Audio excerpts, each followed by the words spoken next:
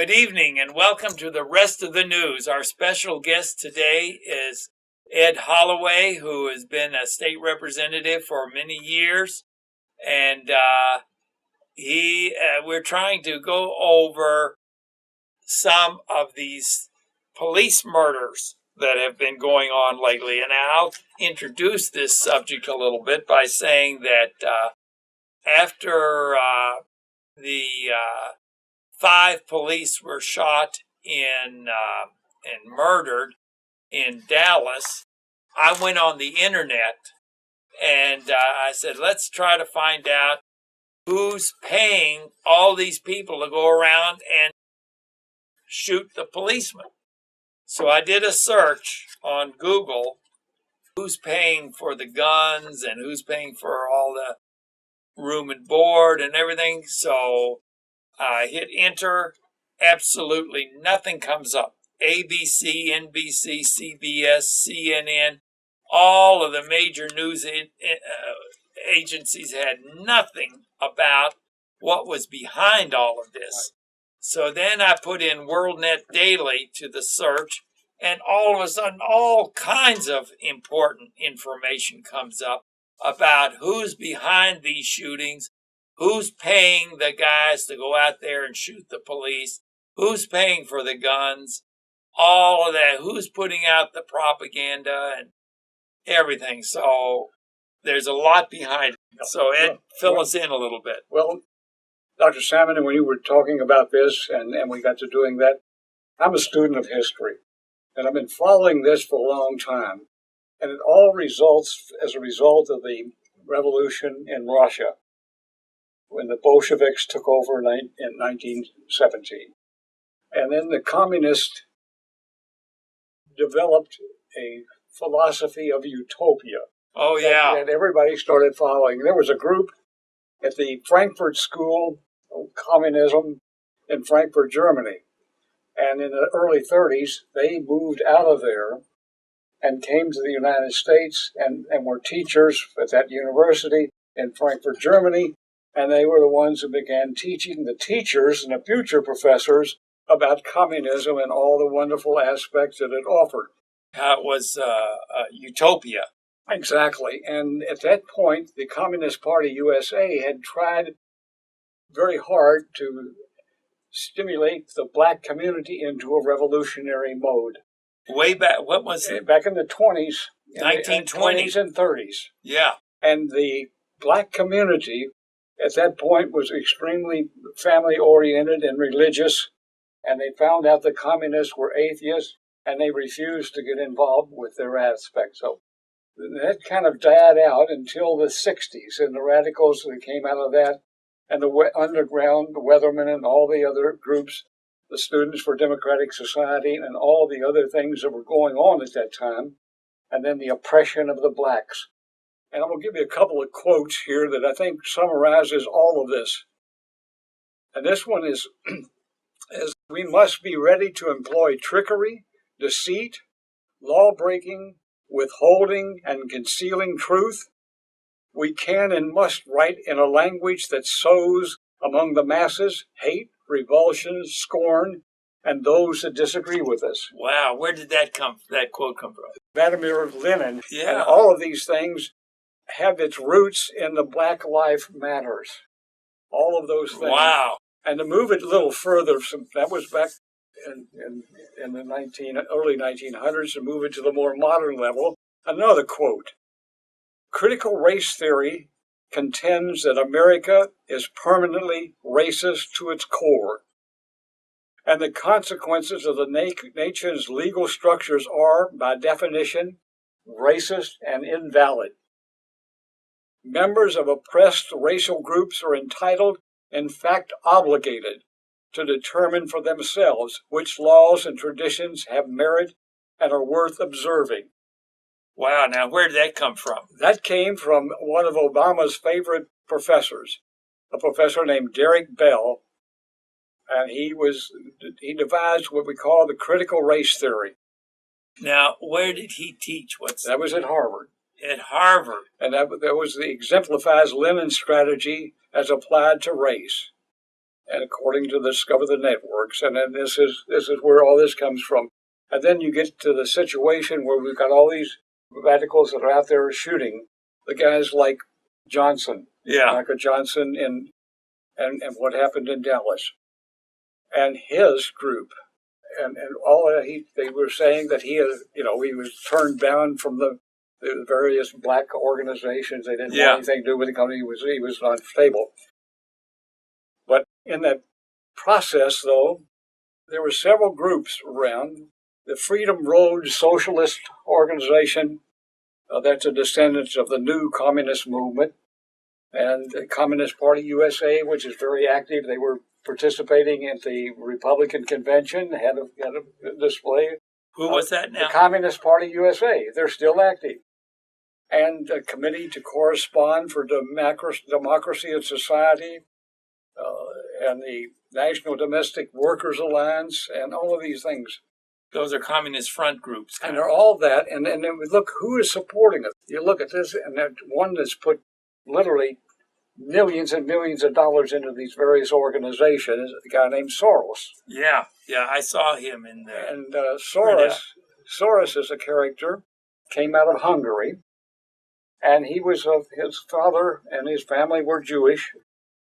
And prior to Germany's invasion of Hungary, his father changed the family's name to Soros to get away from their Jewish name, thinking that would protect them against Hitler and his movement. I see, yeah.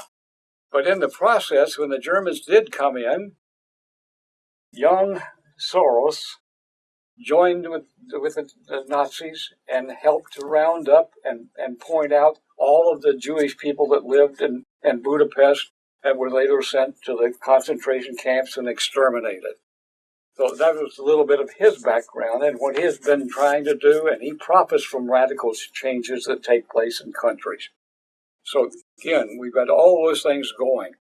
Now, Micah Johnson, the shooter, Dallas, was involved with the African American Defense League, the people, now the new Black Panthers Party, the Black Riders Liberation Party, the Huey Newton Gun Club that he was a member of, and the Louis Farrakhan Nation of Islam, the Mohammed Mosque number 48.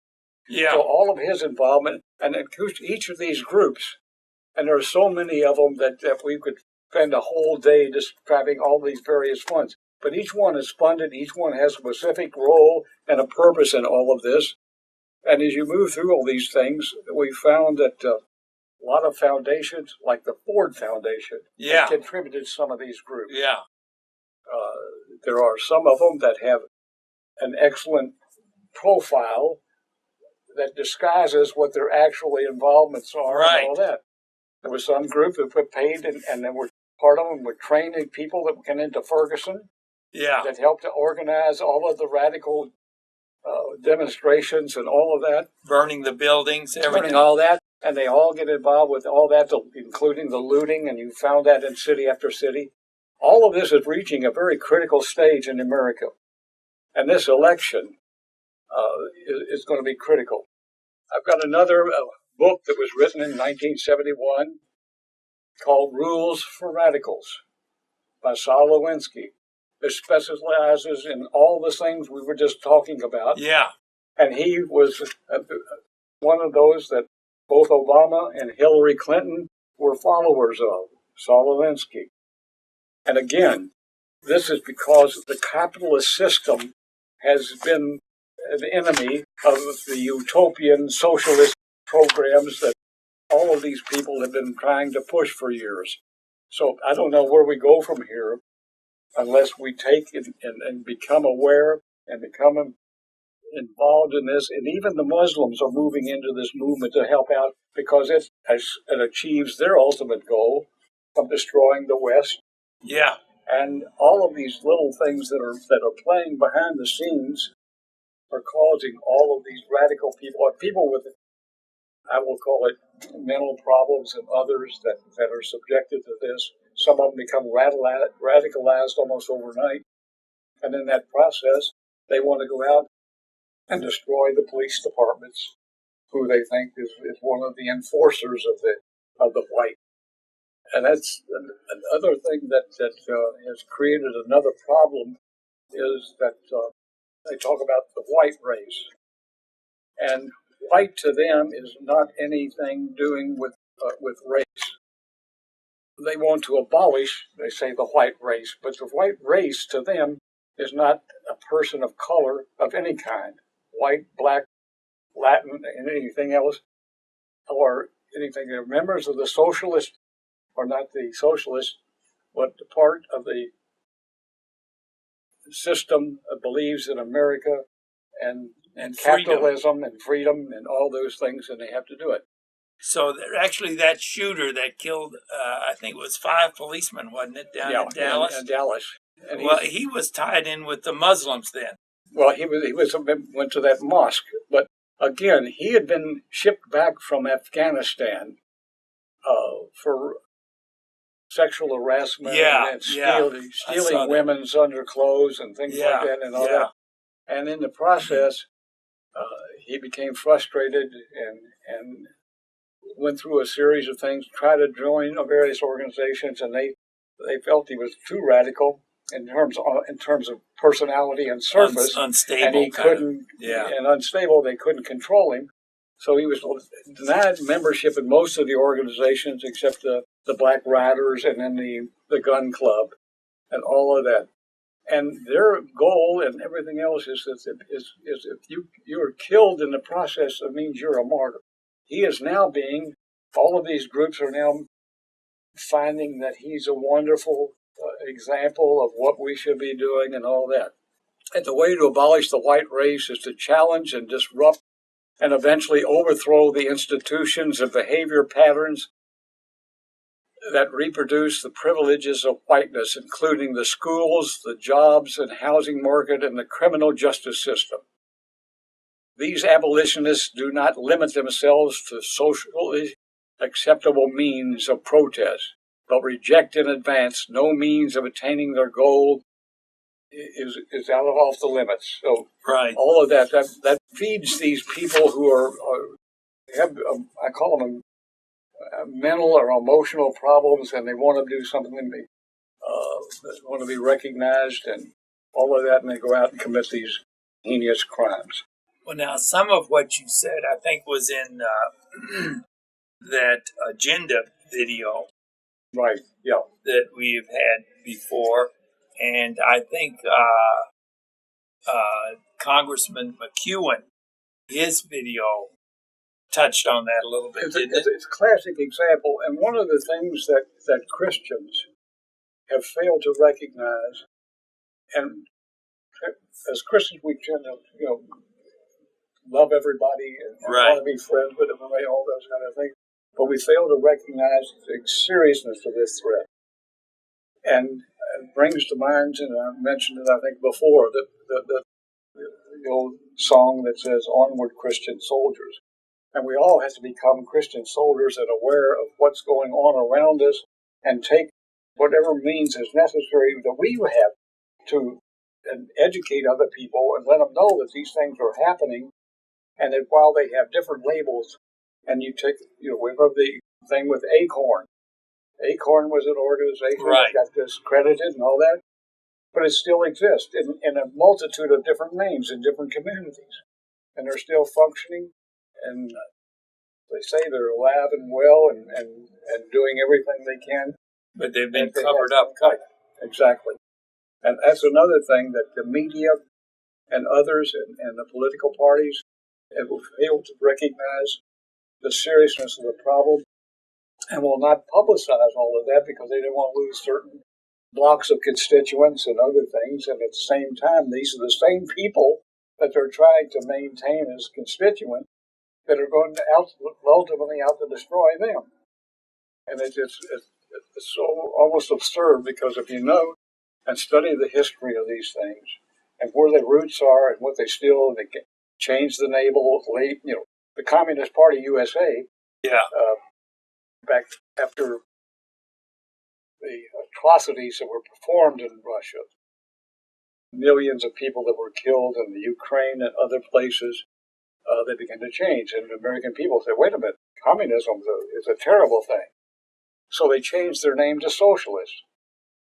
And socialism became something of a discredit and all that. So now they call themselves progressives. Progressive, right. So right. all of these things are labels that keep changing, but it's all still the core of everything. It goes back to the 20s, the formation of the Communist Party, USA, and all that, and they're still there, but they may change their name.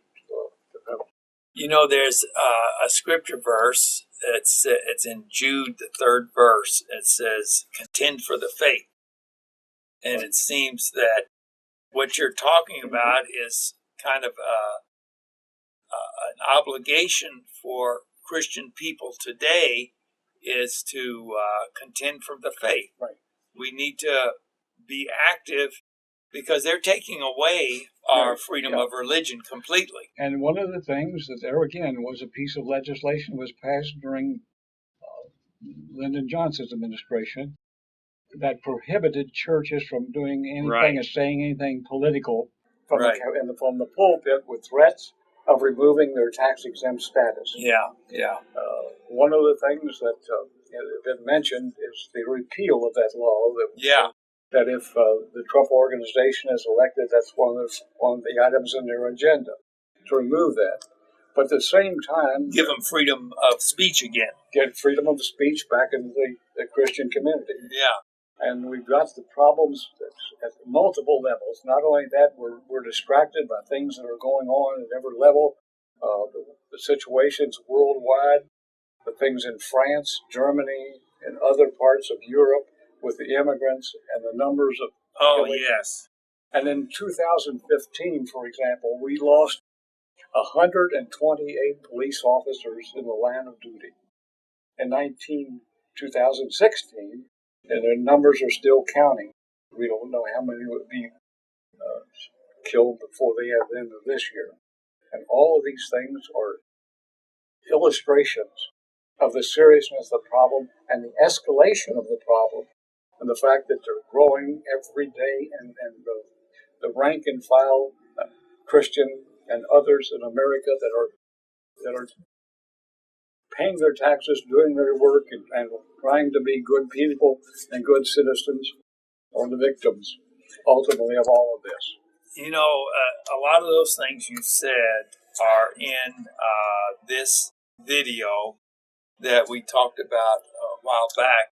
It's the Congressman Bob McEwen, McEwen.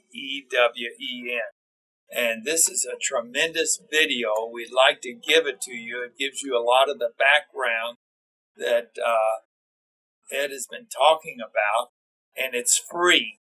And if you'll give us a call right now, we'll send it to you. The number is 893-2444. That number again is 893-2444. And it's I think this is the best video ever made, and it's tremendous. And then here's another video. This one, we'll throw this one in too if you give us a call right now. This is a video about a Muslim lady that converted to Christianity, and she's kind of spilling the beans on what ISIS is doing in this country right now.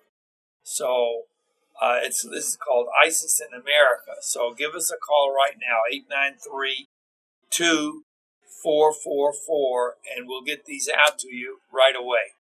One of the things that's a threat to the utopian types is the fact that this country was founded on the principle of freedom. And the right of the individual.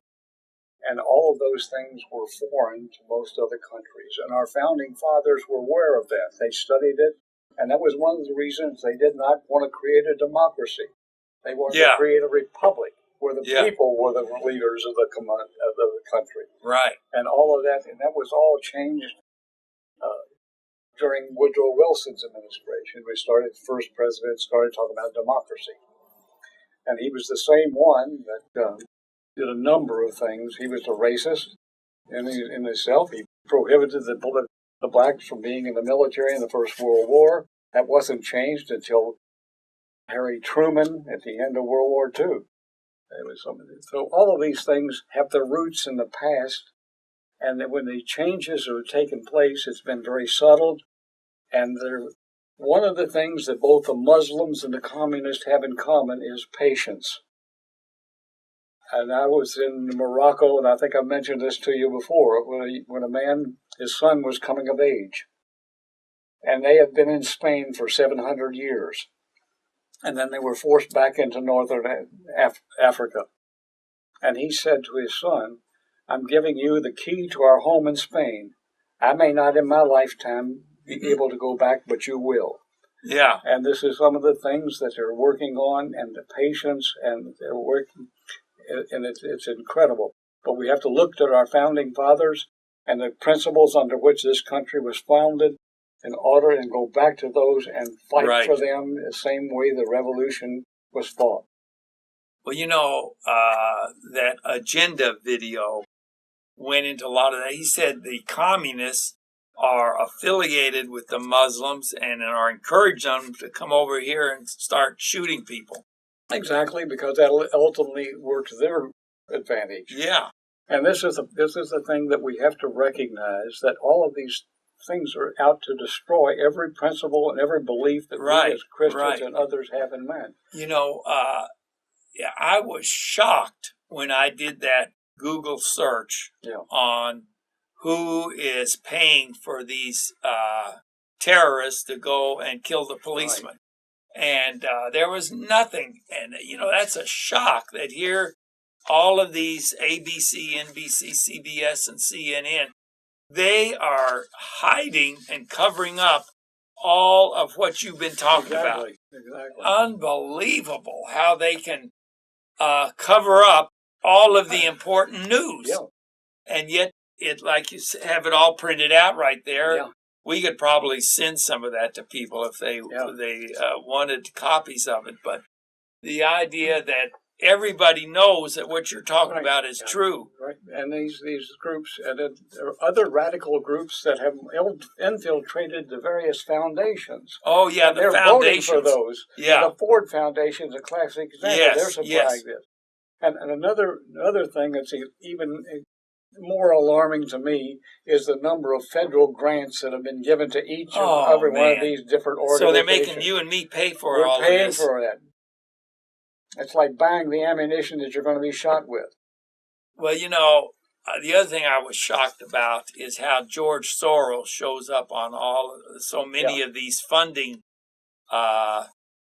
reports on who's behind the murder of the policeman. And you see George Soros, and the Tide Foundation, which is also his, and all of that, how he's, he shows up over and over, but the media doesn't tell you anything about this. No, because he can have an impact on buying their companies.